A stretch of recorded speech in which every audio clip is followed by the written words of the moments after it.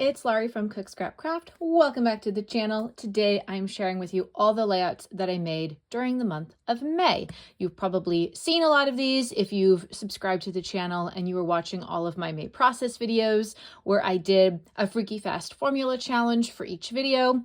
There is one at the very end that is a surprise that you haven't seen because I didn't film it as a process video. So stick around to the end of this video if you want to find out.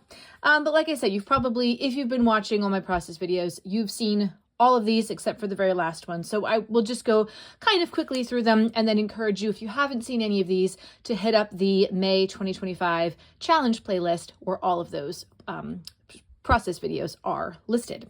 So this was one of the last ones, and it's a grid design, a 4x4 grid using 4 photos and then 3 3x4 pieces and all these little paper strips that are on the side here. I think I said in the video, I had them go this way, but if I was using this horizontally, I should have probably made them go this way.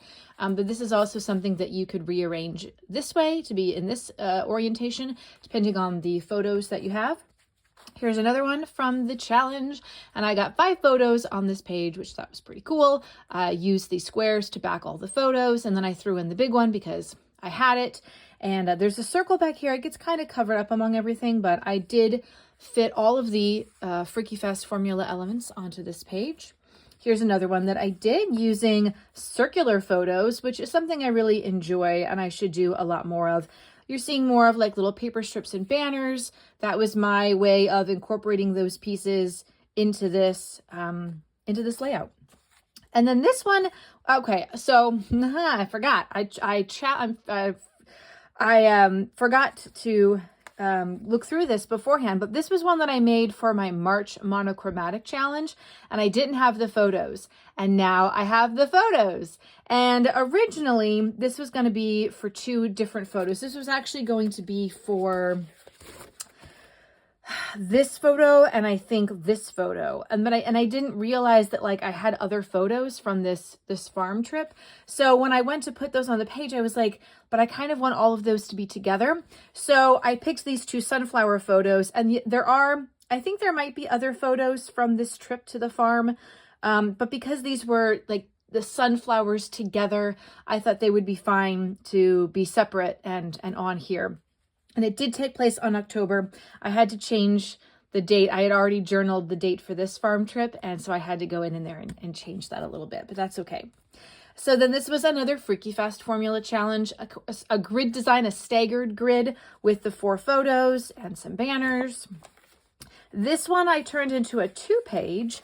So this was the first page using the Freaky Fast formula elements, and then I incorporated it this way onto the second page. Or no, which page did I do first? Oh, wait a second. I did this page first, and then this is the second page. Yeah.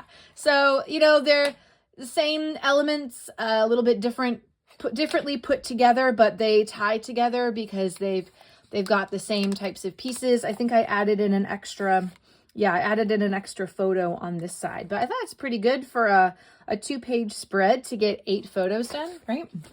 Then I have this one, which is another grid design, but using only 3 photos and then some journaling here. And I love that I got to use all of these stars. And then this one is 3 sheets in the back. I did the bigger one in the middle just because I felt that looked better. These are just my daughter's spring photos. They have the Life Touch proof on it, but I'm not going to order spring photos, so I'm just going to use the proofs as my scrapbook. So this is one I did, not a Freaky Fast formula challenge. I just did it myself on my own. I've actually been doing a couple of those layouts without filming anything, so I will share those when I do my June layout haul at the beginning of July. I don't know how many process videos I'm going to do this month or if I'm going to set myself a personal challenge. I'll just kind of have to wait and see. I am starting a new summer job, and I don't know how much time I'm going to have to scrapbook. So anyway, I'm trying to finish up my October 2023 photos. So this is one of my daughter in her Halloween costume from that year. And because there's a diamond pattern on her shirt, I decided to punch squares out of my Halloween paper and create a diamond pattern going here it's a little bit bigger, and then bringing it down on the diagonal a little bit smaller. And then I did some splatters in some orange, pink, and yellow Tim Holtz Distress Oxide sprays.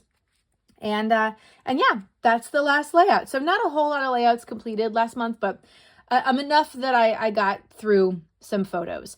And so I hope that you subscribe to this channel if you want to see more, and follow me on social media, which those links are going to follow in the next slide before we end. So I'd love to connect with you there, and happy scrapbooking, happy summer. Bye.